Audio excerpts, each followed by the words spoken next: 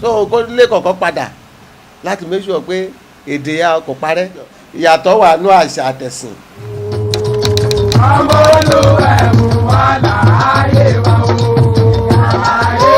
lọ́nà rẹ̀. ayé ọ̀rọ̀ ẹ̀kọ́ ṣe pàtàkì ẹgbẹ́ àwọn ọmọdé ìwé ẹ̀múra gidigidi ọ̀rọ̀ ẹ̀kọ́ ṣe pàtàkì. ti gbé gbogbo ọmọ olúwẹ̀hún lè lé ọjọ́ àkọ́kọ́ nínú oṣù kejìlá ìlú Ìlógbò Ẹlẹ́gbà ibẹ̀ látọwọ́ àlelẹ̀ Àwórì wa bí lọ́dọ̀ baálẹ̀ wa baálẹ̀ ọkọ̀ ìlú orúkọ tí wọn ló jẹ́ olóyè àgbà Amusa Eti FCA àwọn ló jẹ́ baálẹ̀ ọkọ̀ ìlú lílù Ìlógbò Ẹlẹ́gbà libí léwọ́ ìṣẹ́wọ̀n káwọn kí gbogbo ọmọ Àwórì lèmi wò wọ́n lílé lóko àwọn ẹ̀ dárúkọ wọn lẹ́kùnrẹ́rẹ́. ọkọ̀ ìlú ẹ kú ètò ìlú Ìlógbò Ẹlẹ́gbà ẹ bá kí gbogbo ọmọ Àwórì lèmi wò ilé ilé ẹtì lòkè òkun lọ́hún ká dárúkọ yìí fún gbogbo ọmọ Àwórì lẹ́kùnrẹ́rẹ́. mo kí gbogbo ọmọ Àwórì lélẹ̀ lóko ẹ kí ti gbé o oṣù tuntun la mú yìí oṣù ayọ̀ ló máa jẹ́ o gbogbo wa ló máa rí 2019 láyọ̀ àtàláfíà o orúkọ tèmi ló ń jẹ́ olóyè Amusa Alani Tajudeen FCA baálẹ̀ ìlú Ìlógbò Ẹlẹ́gbà ní ọ̀dà ọ̀tọ̀ Àwórì SCDA ní Lagos State. ẹ ṣe ọkọ̀ ìlú kó tó di pé a máa tẹ̀síwájú sẹ́ ẹ bá wa kàn yànnà náà ẹ Ìlógbò Ẹlẹ́gbà yẹ ẹ ti jẹ́ ká mọ̀ ṣe pé abẹ́ ìjọba ìdàgbàsókè ọ̀tọ̀ Àwórì ló gbé wà lábẹ́ ìjọba ìbílẹ̀ Ọ̀jọ́ nípínlẹ̀ ìlú Èkó wa libí nínú ìtàn àwa rí i pé ìlú Ìlógbò Ẹlẹ́gbà ó wà nínú àwọn ìlú ìtàṣẹ Àwórì wa ẹ bá wa ṣe àlàyé ní ṣókí lórí ìlú Ìlógbò Ẹlẹ́gbà. ìlú Ìlógbò Ẹlẹ́gbà a bá wò ó nínú ìtàn Àwórì pàtàkì lájẹ pàtàkì yọ nínú kan ìṣẹ̀ṣe ní gbogbo ọ̀nà àdẹ̀bákọ àwọn bàbá láwa ọ̀fìlélẹ̀ àwárẹ̀ mi tọ́ ẹsẹ̀ títí dàsìkò yìí bẹ́ẹ̀ bá dé gbogbo kọ àṣà lè jẹ́ tàwórì ló wà níbí àṣẹ ìparí ọdún eégún lè kọ ìtóṣù kan báyìí Ẹ̀gbá wà bẹ Ọ̀ṣun Àgàyí wà bẹ Odùwà ọ̀ṣọ́gun gbogbo kúlà omi ṣe pátápátá lè Àwórì lè ló fi mí tó bàgẹ́mì tó ṣẹ láàlẹ́ lébi àṣẹ láwọn mùsùlùmí adúlọ àwọn olùgbàgbọ́ tó jẹ́ gbogbo ọjọ́ mi ṣe pọ̀lá tí ò sí wàhálà so ilẹ̀ Ìlógbò Ẹlẹ́gbà ajẹ́rìílẹ́kọ̀ọ́ fún àṣà tó mú gbogbo kùlìdì máa Àwórì lòkúkúdùn tàdé gbé lárugẹ. kí tó di pé ẹ dórí àléfà ẹ̀bá ńlá yíhun ẹ bá wa jẹ́ kí àwọn ọmọ Àwórì kọ́ mọ ìrìn àjò yìí látòrí ìgbà náà bí yé àwọn ẹ̀kọ́ lẹ́ka ìwé ẹ̀ ti ṣiṣẹ́ gbogbo kan tó wá sọ pé ẹ̀yìn ilé alálẹ̀ ìlú Ìlógbò Ẹlẹ́gbà bí ló mú láti wá bọ́ sórí àpèrè bàbá ńlá yíhun. mo dúpẹ́ fọlọ́run pé nípa tìwé mo ṣe díẹ̀ mo lọ sí iléèwé wa Ìlógbò bí wọ́n pè lẹ́lẹ̀ primary school Ìlógbò Ẹlẹ́gbà mo ṣe tán 79 bẹ́ẹ̀ mo lọ sí Àwórì college Ọ̀jọ́ mo lọ sí Lagos State College of Education from there mo lọ sí University of Lagos bí mo ti gba BSc accounting mo dẹ̀ lọ sí LASU tí wọ́n bí bí mo ti ṣe MBA tí mo ti specialize lórí financial and management studies so yàtọ̀ sí yẹn mo tó ṣe kó lọ́n pè ní professional exam mo dẹ̀ qualify as a chartered accountant ní ICAN ní 2006 mo dẹ̀ di fellow of the same institute ní 2017 so àwọn ẹ̀kọ́ oríṣiríṣi láti ṣe àtẹlẹ Nàìjíríà àtẹlẹ lóyìnbó láti travel káàkiri nípa ìdàgbàsókè ìlú wa nípa tiṣẹ́ mo mú iṣẹ́ àwọn bàbá mi la òkúkúdùn iṣẹ́ àgbẹ̀ mo mú iṣẹ́ àgbẹ̀ mo lóko ẹja mo lóko ẹdìyẹ so yàtọ̀ sí ẹ nípa tìjọba mo ti kọ́ iṣẹ́ ní federal ní raw material research and development council as information officer later gbàdí mo qualify as an accountant mo wá sí council so mo ti ṣiṣẹ́ lóríṣiríṣi council nípínlẹ̀ Èkó as director of finance council treasurer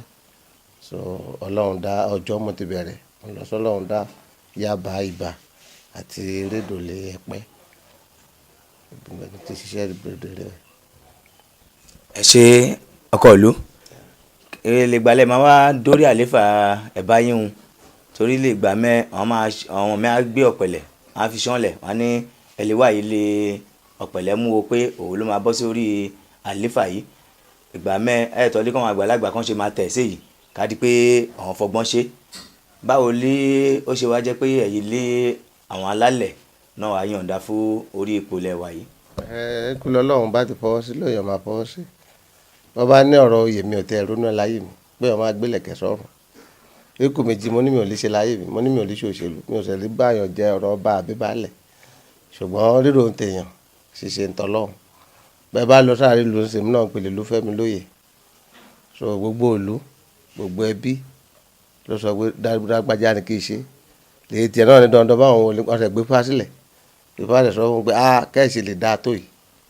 lówó di pé ìgbà rẹ̀ jẹ́ pé iṣẹ́ ká ṣàfù lónìí mo tẹ̀ fọ́kọ́ fìgbà kan sá lọ gbà pé mi ò fẹ́ joyè ṣùgbọ́n ìgbà rẹ̀ tẹ̀ ya lábàbàkà gba iṣẹ́ náà mo tẹ̀ gorí àléfà lé 30 ọjọ́ oṣù kẹjọ ya 2012 so láti gbà yẹn mo dúpẹ́ lọ́wọ́ gbogbo olóyè àtàwọn àgbààgbà ìlú wọn fẹ́ fọwọ́ tì mí lẹ́yìn àtẹ̀mí ṣàṣeyọrí oríṣiríṣi tẹ́ bá lọ káàkiri ló ń sìn ẹ́ rí pé ìdàgbàsókè dé nípa àfọwọ́sowọ́pọ̀ gbogbo olú àtọ̀dọ́ àtolóyè ìlú so wọn bọ ọgbọ́n tọ́lọ́run ṣe fún mi àmì ìbùṣe tí gbogbo ẹ fi ń tuba ká ń túṣẹ. àdúrà lọ́wọ́n alálẹ̀ ìlú Ẹlẹ́gbà lọ́wọ́ mi ṣe fún yín ni pé ẹ ti fọmọdé joyè yìí ẹ dẹ̀ fi àgbà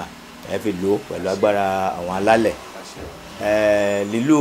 Ìlógbò Ẹlẹ́gbà líbí torí wà wà gbé dání lórí ètò wàyí ó dá lórí káàtì máa ṣègbà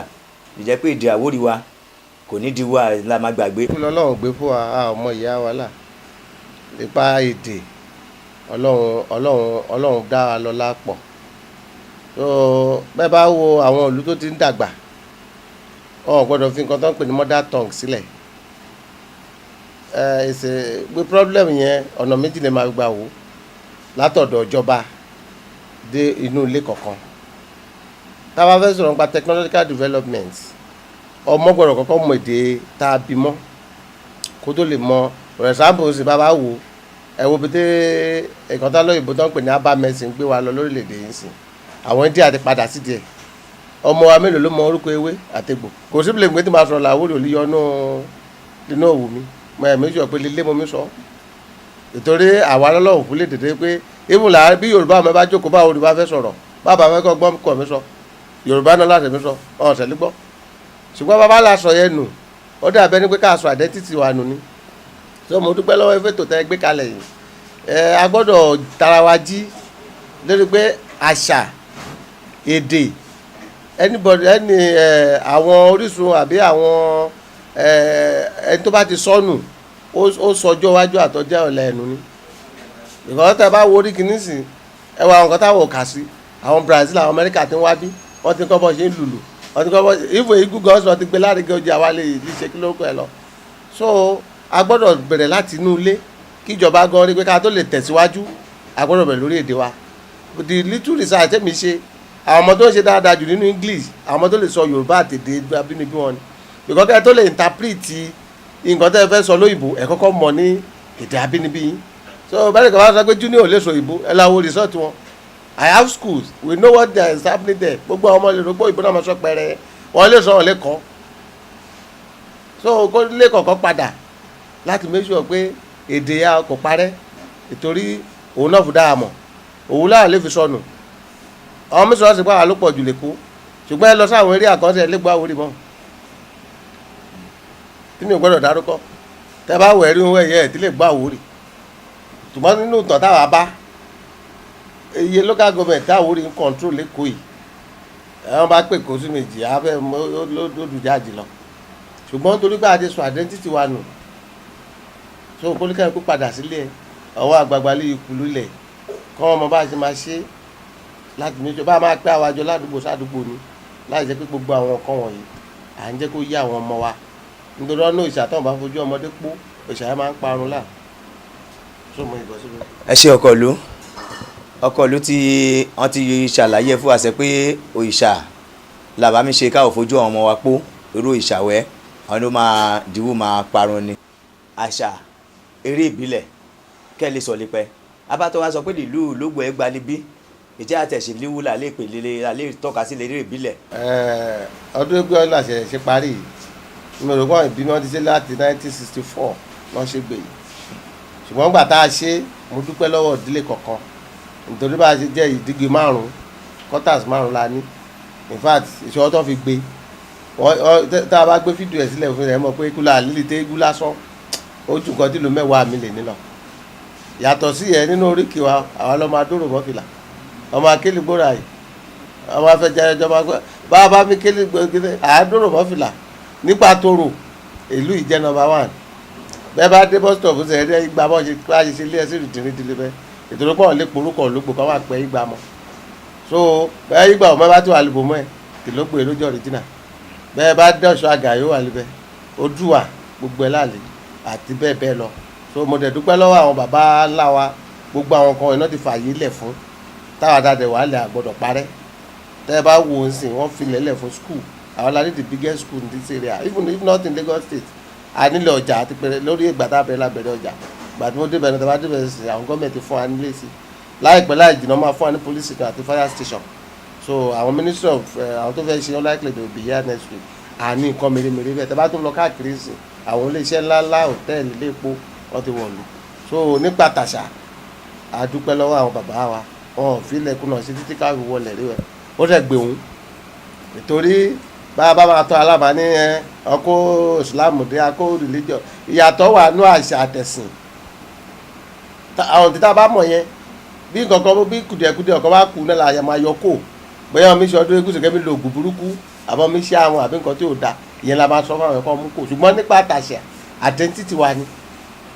so a gbọ́dọ̀ gbé lárugẹ so mo dẹ̀ dúpẹ́ lọ́wọ́ àwọn olóyè mi tí wọ́n mi jí mi lé rẹ̀ ní gbogbo ìgbà láti fi sọ pé baálẹ̀ bolókù sí káàtì máa ṣe so mo dúpẹ́ lọ́wọ́ wọn. mo fẹ́ kí ìlú kọ̀ọ̀kan gẹ́gẹ́ bẹ́ẹ̀ mi ṣe ń ṣe ń bí àwọn ọ̀dọ́ ṣe pàtàkì báyìí pẹ́ tètè bí wọ́n mọ̀ fún wa gbogbo bí máa kún ni lóòrèkóòrè ìlú kọ̀ọ̀kan gbọ́dọ̀ máa kó àwọn ọ̀dọ́ jọ ọ̀pọ̀lọpọ̀ òtẹ́lẹ̀tì àti kàwé sì ní gbó ká máa já báàgì káàkiri ká máa jẹ́ kílẹ̀ ọ̀kọ̀ káàkiri so tá a bá ṣe consciousness fáwọn ọ̀dọ́ tó dẹ́ ẹ̀jẹ̀jọ́ ọ̀pọ̀lọpọ̀ akọ̀ bímọ lẹ̀ ni mo ń sọ fáwọn èèyàn agbélé láta ojú rẹ̀ láwọn ṣe ṣùgbọ́n a ti fi ṣe mistake ọ̀pọ̀lọpọ̀ akọ̀ fowó yẹn fẹ́ yà ojú ọ̀sán àwọn ọmọ ẹ̀ ló di nǹkan mi sáárín ìlú so leader kọ̀ọ̀kan gbọ́dọ̀ make sure pé àwọn ọmọ wọ̀nyí àtọ̀ wọn lọ́nà kì í ṣe gbogbo ẹ̀ ló máa kàwé ẹni tó lè kàwé kí kọ́ṣẹ́ we must make sure pé we carry them along we embrace them nítorí bí kan náà bá ṣoríire ìlú ló ṣoríire bí kan náà bá dẹ̀ yàyà the other side káyọ̀ pa sọmọ mi ló di lọ sẹ́wọ̀n ọ̀nà Mọ̀lógbò ló lẹ́wọ̀n ṣùgbọ́n Mọ̀lógbò bá di gọ́fúnà lọ́la gbogbo ló máa sọ pé Mọ̀lógbò di gọ́fúnà so ìlú kọ̀ọ̀kan gbọ́dọ̀ kára mọ́rọ̀ ọ̀dọ́ láti make sure pé ìyàtá ló ń jẹ wá politically ìyà jẹ́ wà aláfíà já wà tẹ́ bá wo area of economy now how many la wọ́n in control ibo àdébí wọn lè má ṣọwọ́ lù wọ́n á ta pure water lè yànnà ẹ̀rà díẹ̀díẹ̀ wọ́n á bẹ̀rẹ̀ business ṣáwọ́ ọmọ àwòrán rẹ̀ dẹ̀ àti sọ́fà tí n bá yẹ débí mò ń lọ sóko ni o mò ń lọ sóko mo jẹ pé n bá yìí dé mò ń lọ sóko ni ṣé ọmọ àwòrán rẹ̀ dẹ̀ àti roko àgbẹ̀tà rẹ̀ kọ́ lẹ́ẹ̀bẹ̀ la yín padà sí àbí sáà lè jí làárọ̀ ká má jẹun sáà lè jí ẹ̀ méjì làárọ̀ bó bá tẹ̀ gbàwẹ̀ títí ká gbà tó 40 dèbí ti Jésù á padà jẹ ojú ọ̀kọ́lá ẹ̀dẹ̀ wo population tá a ní so àwọn eré àbútẹ́ ká máa mọ́nítọ̀ àwọn ọ̀dọ́ wa lọ́nsìn nìyẹn ibi tá a jókòó sí gbogbo ẹja tó jẹ́ pé tó bá tajà ìtajà 1.5 million 2 million o nídìílẹ̀ rẹpẹtẹ kó tó ṣàgbẹ́ǹsìn ṣùgbọ́n a bá sọ lójú ọmọdé rẹ ní olóṣèlú economic ṣàgbẹ́ǹsìn o so economically we must make sure pé we empower ourselves because ẹ bá ń sọ̀rọ̀ politics owó ni bẹ́ẹ̀ bá gba fọ́ọ̀mù gọ́fìnà ṣe lónìí máa èlò kó tẹ̀ já sọ̀rọ̀ rẹ̀ lásán mílíọ̀nù la èèyàn agbára ẹbí mi mélòó lágbára ti dà yẹlẹ̀ so àwọn iṣu tá à ń sọ yìí wọ́n lámùkù ọ̀rọ̀ wa wọ́ òkè láwọ̀ àwòsàlẹ̀ we have a lot of things to do to make sure pé tá a bá bẹ̀rẹ̀ nílùú kọ̀ọ̀kan you realize that in another 5-10 years nǹkan á yàtọ̀. àwọn alálẹ̀ tí mi tì í lẹ̀ ìlú Ológbò lébi ọ̀dẹ̀ ní dojú tì í ẹ̀yọ́ ọmọlúwẹ̀mú ajẹ́bà máa rí mọ́dé lórí ètò wa lélẹ́rẹ́ lọ́dọ̀ baálẹ̀ wa lè lo ìlógbò ẹgbàlébé gbogbo àmọ́ Àwórì pẹ̀lú agbára àwọn alálẹ̀ ìwà bàtí mi dáwọ́lé a máa yọrí sí rere o a máa ríra wa bá o àníwá wa tí o ẹ ṣé àdúpẹ́ o. ọmọ olùwẹ̀mú wà láàyè wa o láàyè lọ́nà rẹ̀. ayé ọ̀rọ̀ ẹ̀kọ́ ṣe pàtàkì ẹgbẹ́ àwọn ọmọlé ìwé ẹ̀múra gidigidi. ọ̀rọ̀ ẹ̀kọ́ ṣe pàtàkì ẹgbẹ́ àwọn ọmọlé ìwé ẹ̀múra gidigidi. ọmọ ìmẹ̀ bá kàwé tẹ̀bó kọ́ṣẹ́ ọmọ ìmẹ̀ bá kàwé.